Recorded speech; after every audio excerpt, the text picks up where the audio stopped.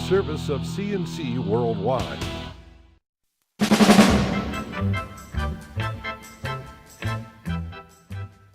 The Daily is a service of CNC News, brought to you by the Greece Chamber of Commerce, providing more than 800 area companies with business solutions since 1984. Valiant Pharmaceuticals says it's on track to achieve significantly more than $800 million of cost synergies through its acquisition of Bausch & Lomb. Valiant announced its second quarter financials Wednesday, 2 days after completing the B&L takeover and a day after beginning layoffs of about 400 Bausch & Lomb employees in Rochester. Valiant CEO J. Michael Pearson said his company hopes for growth with Bausch & Lomb and is particularly excited about Bausch & Lomb products now on the approval pipeline, including Zeus contact lenses. And Pearson said all won't be downsizing with the merger. He says past mergers with Valiant have actually seen the company expanding its sales force to handle all the new products. That's based on the opportunity and the results. And I think the same will hold true for Bausch & Lomb. If the results are good, and quite frankly, some of these products get approved, then we'll probably need more sales reps. Valiant said this week it has no plans to move any manufacturing or R&D jobs from Rochester. Those operations account for about 1,000 employees in Rochester. But Pearson said it may be that Bausch & Lomb's manufacturing base will need to be rationalized, as he put it. The Quebec-based company just completed downsizing its own manufacturing plants. The company reported total revenues of $1.1 billion, up 34% from the second quarter of 2012. It made revenues of more than $1 billion from its various products, up by 43%. Governor Cuomo said he was sending the state Labor Department's rapid response team to Rochester to help those being laid off by the Valiant Bausch & Lomb acquisition. Those include people who can help the laid-off workers connect with state benefits and with other companies who want people with their particular skills. New York students have been measured against the Common Core learning standards for the first time, and they performed significantly worse on standardized tests under those new standards than against the old. State Education Commissioner John King said this was expected. It sets a new baseline, he says, for measuring student progress in the future.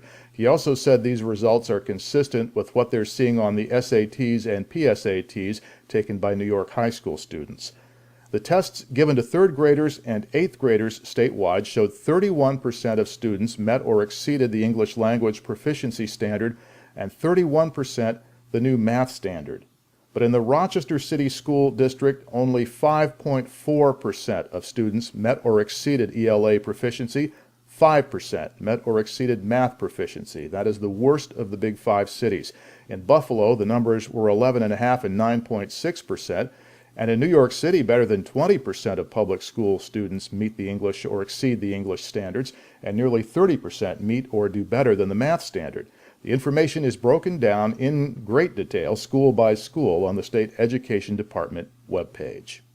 Rochester School District officials are meeting with reporters on Wednesday afternoon about this. That's in about 4 hours as this is recorded. We'll have something on it in the next podcast. Rochester Mayor Tom Richards announced in Charlotte Wednesday morning the city will send its marina development plan out for bids this fall. A public marina adjacent to the ferry terminal on what's now a little-used parking lot has been part of the city's plan for redevelopment at the Port of Rochester. The current port plan has been debated for years. Now Mayor Richards says we're going to do this. In addition, the city will be looking for private developers who want to build condos around the new marina. Those are also part of the redevelopment plan. Kathy Strauss of Team Charlotte said Rochester's northernmost neighborhood is looking forward to not being known anymore as a beach with a parking lot. The State Transportation Department said Tuesday it's installing a four-way stop at the intersection in Wheatland where last month's fatal crash took place. The corner of North Road and Riga-Mumford Road was the site of a crash between a Jeep and a tractor-trailer that killed 2 young Caledonia residents outright. It fatally injured a third and left 2 others recovering from serious injuries. DOT Commissioner Joan McDonald said crews were going to work Wednesday changing the intersection to a four-way stop. They're also tearing out a 20-foot earth berm that may have contributed to a number of accidents over the years by reducing the sight lines at the intersection. That project should be finished by the end of the week.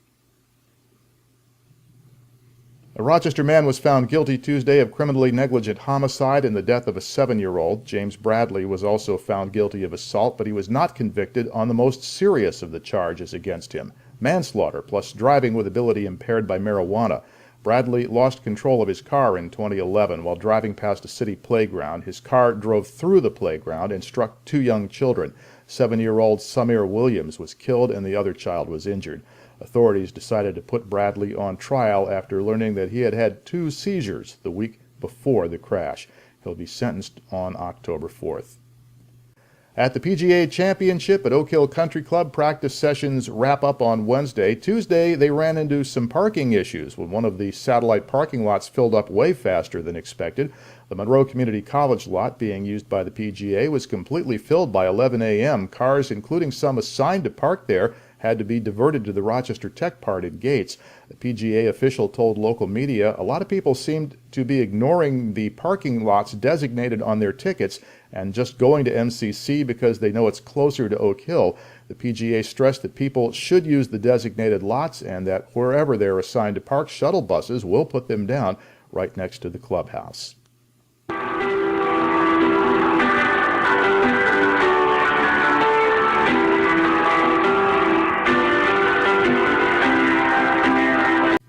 This summer, Pianos for Peace are appearing in a lot of places you generally don't look to find pianos. Youth, local artists, and community associations work to get 10 old pianos, paint them in peace themes, and place them mostly outdoors throughout the city.